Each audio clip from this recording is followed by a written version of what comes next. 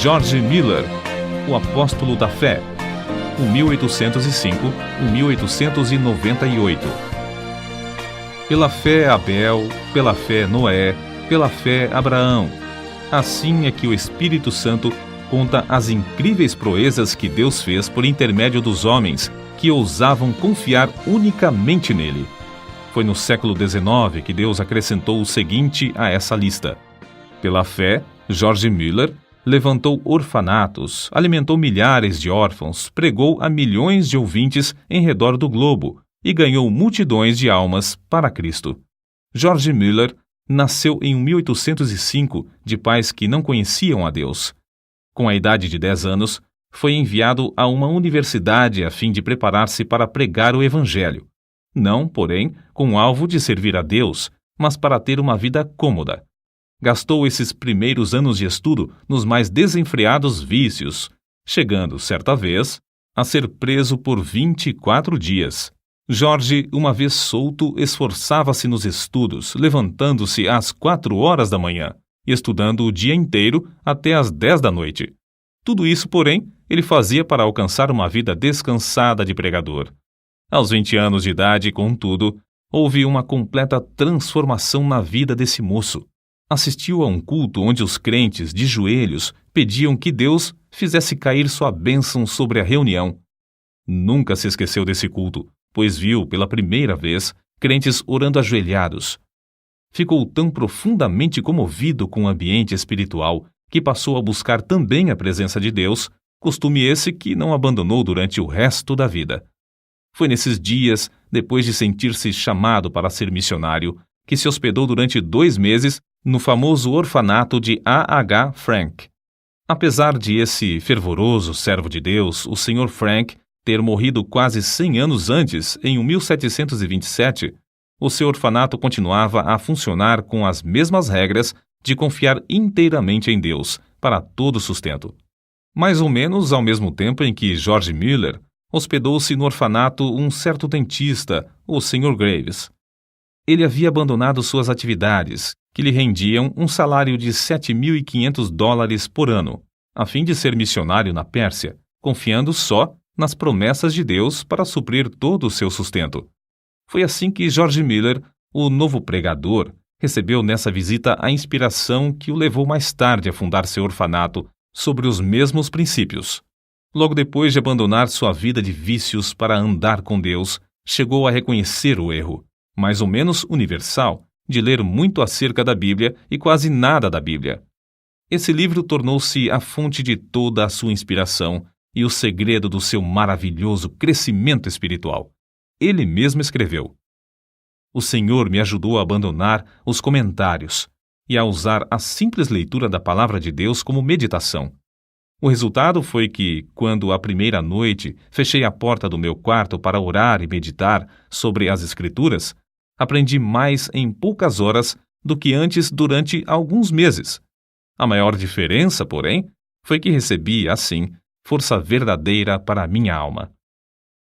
Antes de falecer, disse que lera a Bíblia inteira cerca de 200 vezes. 100 vezes o fez estando de joelhos.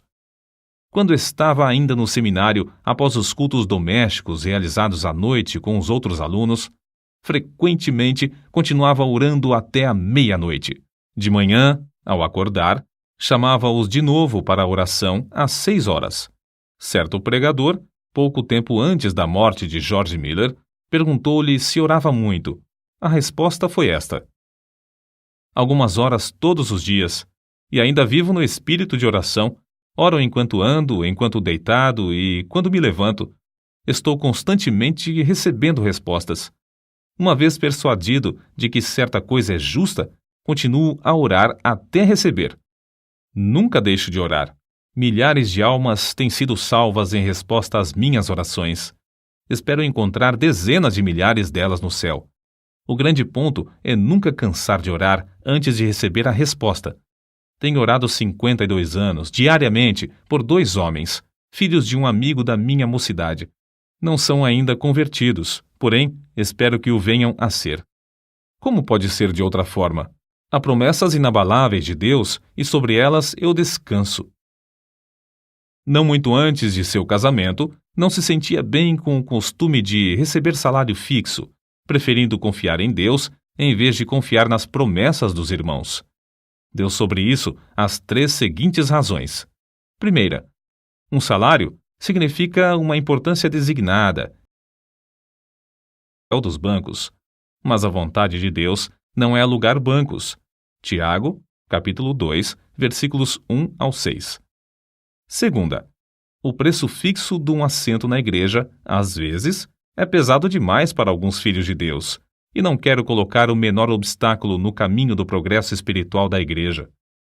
Terceira, toda a ideia de alugar os assentos e ter salário torna-se tropeço para o pregador, levando-o a trabalhar mais pelo dinheiro do que por razões espirituais. George Miller achava quase impossível ajuntar e guardar dinheiro para qualquer imprevisto e não ir direto a Deus. Dizia que assim o crente confia no dinheiro em caixa, em vez de confiar em Deus. 1 mês depois de seu casamento, colocou uma caixa no salão de cultos e anunciou que podiam deitar lá as ofertas para o seu sustento, e que, daí em diante, não pediria mais nada, nem a seus amados irmãos, porque, como ele disse, sem me aperceber, tenho sido levado a confiar em braços de carne, mas o melhor é ir diretamente ao Senhor. O primeiro ano findou com grande triunfo, e George Miller disse aos irmãos que, apesar da pouca fé ao começar, o Senhor tinha ricamente suprido todas as suas necessidades materiais. E ainda mais importante, tinha-lhe concedido o privilégio de ser um instrumento na sua obra. O ano seguinte foi, porém, de grande provação, porque muitas vezes não lhe restava nem um shilling. E George Miller acrescentava que, no momento próprio, a sua fé sempre foi recompensada com a chegada de dinheiro ou alimentos. Certo dia, quando só restavam 8 shillings, Miller pediu ao Senhor que lhe desse dinheiro. Esperou muitas horas sem qualquer resposta. Então, chegou uma senhora e perguntou: "O irmão precisa de dinheiro?" Isso foi para ele uma grande prova de fé. Entretanto, o pastor respondeu: "Minha irmã, eu disse aos irmãos, quando abandonei meu salário, que só informaria ao Senhor a respeito das minhas necessidades. Mas", respondeu a senhora, "ele me disse que eu lhe desse isto." E colocou 42 shillings na mão do pregador. Outra vez, Miller e sua família passaram 3 dias sem ter dinheiro em casa e foram fortemente assaltados pelo diabo com a ideia de que haviam errado em aceitar a doutrina de fé nesse sentido. Quando, porém, voltou ao seu quarto, achou 40 shillings que uma irmã deixara. Ele acrescentou então: "Assim triunfou o Senhor e nossa fé foi fortalecida." Antes de findar o ano, acharam-se de novo inteiramente sem dinheiro, num dia em que tinham de pagar o aluguel. Pediram a Deus e o dinheiro foi enviado. Nessa ocasião, George Miller fez para si a seguinte regra, da qual nunca mais se desviou: "Não nos endividaremos, porque achamos que tal coisa não é bíblica." Romanos capítulo 13, versículo 8. E assim, não teremos contas a pagar. Somente compraremos o que pudermos, tendo o dinheiro em mãos. Assim sempre saberemos quanto realmente possuímos e quanto temos o direito de gastar. Deus, assim, gradualmente treinava o novo pregador a confiar nas suas promessas. Estava tão certo da fidelidade das promessas da Bíblia que não se desviou, durante os longos anos da sua obra no orfanato, da resolução de não pedir ao próximo e de não se endividar. Um outro segredo que o levou a alcançar tão grande bênção de confiar em Deus foi a sua resolução de usar o dinheiro que recebia somente para o fim a que fora destinado. Essa regra ele nunca infringiu, nem para tomar emprestado, apesar de se ter achado milhares de vezes face a face com as maiores necessidades. Nesses dias, quando começou a provar as promessas de Deus, ficou comovido pelo estado dos órfãos e pobres crianças que encontrava nas ruas. Reuniu algumas dessas crianças para comer consigo às 8 horas da manhã e, a seguir, durante 1h30, ensinava-lhes as Escrituras. A obra aumentou rapidamente. Quanto mais crescia o número para comer, tanto mais recebia para alimentá-las, até se achar cuidando de 30 a 40 menores. Ao mesmo tempo, George Miller fundou a Junta para o Conhecimento das Escrituras na nação e no estrangeiro. Os alvos eram: primeiro, auxiliar as escolas bíblicas e as escolas dominicais. Segundo, espalhar as Escrituras. Terceiro, aumentar a obra missionária. Tudo foi feito com a mesma resolução de não se endividar, mas sempre pedir a Deus, em secreto, todo o necessário. Certa noite, quando lia a Bíblia, ficou profundamente impressionado com as palavras: abre bem a tua boca e ta encherei. Salmos, capítulo 81, versículo 10. Foi levado a aplicar essas palavras ao orfanato, sendo-lhe dada a fé de pedir 1.000 libras ao Senhor. Também pediu que Deus levantasse irmãos com qualificação para cuidar das crianças. Desde aquele momento, esse texto bíblico serviu-lhe como lema, e a promessa se tornou em poder que determinou todo o curso da sua vida. Deus não demorou muito a dar a sua aprovação de alugar uma casa para os órfãos. Foi apenas 2 dias depois de começar a pedir que ele escreveu no seu diário: hoje recebi o primeiro shilling para a Casa dos Órfãos. 4 dias depois, foi recebida a primeira contribuição de móveis, um guarda-roupa. Além disso, uma irmã ofereceu seus serviços para cuidar dos órfãos. Naquele dia, George Miller escreveu que estava alegre no Senhor e confiante em que ele ia completar tudo. No dia seguinte, George Miller recebeu uma carta com estas palavras: oferecemo-nos para o serviço do orfanato se o irmão achar que temos as qualificações. Oferecemos também todos os móveis, etc., que o Senhor nos tem dado. Faremos tudo isso sem qualquer salário, crendo que, se for a vontade do Senhor usar-nos, Ele suprirá todas as nossas necessidades.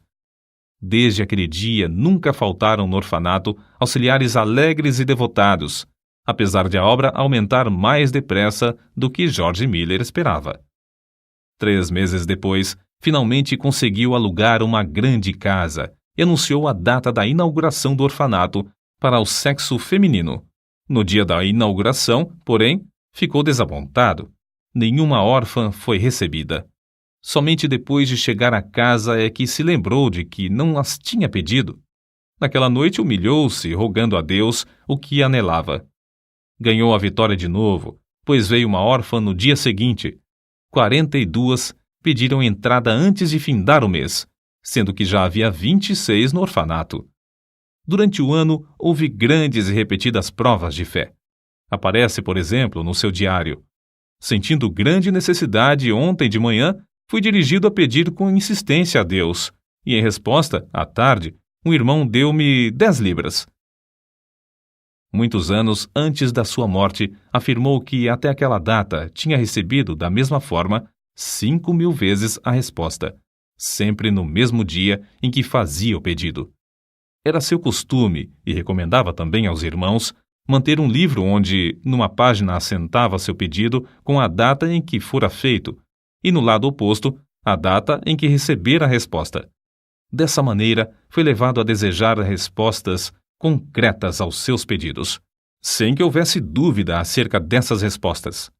Com o aumento do orfanato e do serviço de pastorear os 400 membros de sua igreja, George Miller achou-se demasiadamente ocupado para orar. Foi nesse mesmo tempo que chegou a reconhecer que o crente podia fazer mais em 4 horas, depois de uma em oração, do que em 5 sem oração. Essa regra ele a observou fielmente durante 60 anos. Quando alugou a segunda casa para os órfãos do sexo masculino, disse: ao orar, estava lembrado de que pedia a Deus o que parecia impossível receber dos irmãos, mas que não era demasiado para o Senhor conceder. Ele orava com 90 pessoas sentadas às mesas. Senhor, olha para as necessidades de teu servo. Essa foi uma oração a que Deus abundantemente respondeu. Antes de morrer, testificou que, pela fé, alimentava 2.000 órfãos, sendo que nenhuma refeição se fez com atraso de mais de 30 minutos. Muitas pessoas perguntavam a George Miller como ele conseguia saber a vontade de Deus, pois não fazia nada sem primeiro ter a certeza de que era da vontade do Senhor. Ele respondia: Procuro manter o coração em tal estado que ele não tenha qualquer vontade própria no caso. De 10 problemas, já temos a solução de 9, quando conseguimos ter um coração entregue para fazer a vontade do Senhor, seja essa qual for. Quando chegamos verdadeiramente a tal ponto, estamos quase sempre perto de saber qual é a sua vontade. Tenho o coração entregue para fazer a vontade do Senhor. Não deixo o resultado ao mero sentimento ou a uma simples impressão. Se o faço, fico sujeito a grandes enganos. Procuro a vontade do Espírito de Deus por meio da sua palavra. É essencial que o Espírito e a palavra acompanhem um ao outro. Se eu olhar para o Espírito sem a palavra, fico sujeito também a grandes ilusões. Depois, considero as circunstâncias providenciais.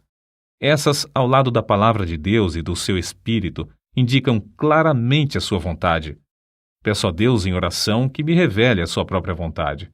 Assim, depois de orar a Deus, estudar a palavra e refletir, chego à melhor resolução deliberada que posso com a minha capacidade e conhecimento.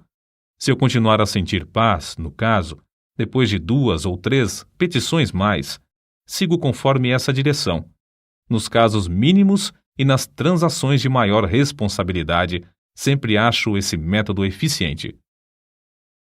George Miller, 3 anos antes da sua morte, escreveu: Não me lembro em toda a minha vida de crente, num período de 69 anos, de que eu jamais buscasse, sinceramente e com paciência, saber a vontade de Deus pelo ensinamento do Espírito Santo por intermédio da palavra de Deus, e que não fosse guiado certo. Se me faltava, porém, sinceridade de coração e pureza perante Deus, ou se eu não olhava para Deus com paciência pela direção, ou se eu preferia o conselho do próximo ao da palavra do Deus vivo, então errava gravemente. Grifo do autor. Sua confiança no pai dos órfãos era tal que nenhuma só vez recusou-se a aceitar crianças no orfanato. Quando lhe perguntavam por que assumira o encargo do orfanato, respondia que não fora apenas para alimentar os órfãos material e espiritualmente, mas o primeiro objetivo básico do orfanato era, afirmava, e ainda é, que Deus seja magnificado pelo fato de que os órfãos, sob os meus cuidados, foram e estão sendo supridos de todo o necessário, somente por oração e fé, sem que eu, nem meus companheiros de trabalho, precisemos pedir ao próximo. Por isso mesmo se pode ver que Deus continua fiel e ainda responde às nossas orações. Em resposta a muitos que queriam saber como o crente pode adquirir tão grande fé, deu as seguintes regras. Primeira, lendo a Bíblia e meditando sobre o texto lido, chega-se a conhecer a Deus por meio de oração. Segunda, procurar manter um coração íntegro e uma boa consciência. Terceira, se desejamos que a nossa fé cresça, não devemos evitar aquilo que a prove e por meio do qual ela seja fortalecida. Ainda mais um ponto. Para que a nossa fé se fortaleça, é necessário que deixemos Deus agir por nós ao chegar a hora da provação, e não procurar a nossa própria libertação. Se o crente desejar grande fé, deve dar tempo para Deus trabalhar. Os 5 prédios construídos de pedras lavradas e situados em Ashley Hill, Bristol, Inglaterra, com 1.700 janelas e lugar para acomodar mais de 2.000 pessoas, são testemunhas atuais dessa grande fé sobre a qual ele escreveu. Cada uma dessas dádivas, devemos nos lembrar, George Miller lutou com Deus em oração para obter. Orou com alvo certo e com perseverança, e Deus lhe respondeu. São de George Miller essas palavras. Muitas repetidas vezes tenho-me encontrado em posição muito difícil, não só com 2.000 pessoas comendo diariamente às mesas, mas também com a obrigação de atender a todas as demais despesas, estando a nossa caixa com os fundos esgotados. Havia ainda 189 missionários para sustentar, cerca de 100 colégios com mais ou menos 9.000 alunos, além de 4 milhões de tratados para distribuir, tudo sob nossa responsabilidade, sem que houvesse dinheiro em caixa para as despesas. Certa vez o Dr. A.T. Pierson foi hóspede de George Miller no seu orfanato. Uma noite, depois que todos se deitaram, George Miller o chamou para orar, dizendo que não havia coisa alguma em casa para comer. O Dr. Pierson quis lembrar-lhe que o comércio estava fechado, mas George Miller bem sabia disso. Depois da oração, deitaram-se, dormiram e, ao amanhecer, a alimentação já estava suprida e em abundância para 2.000 crianças. Nem o Dr. Pierson, nem George Miller chegaram a saber como a alimentação foi suprida. A história foi contada naquela manhã ao Sr. Simon Short, sob a promessa de guardá-la em segredo até o dia da morte do benfeitor.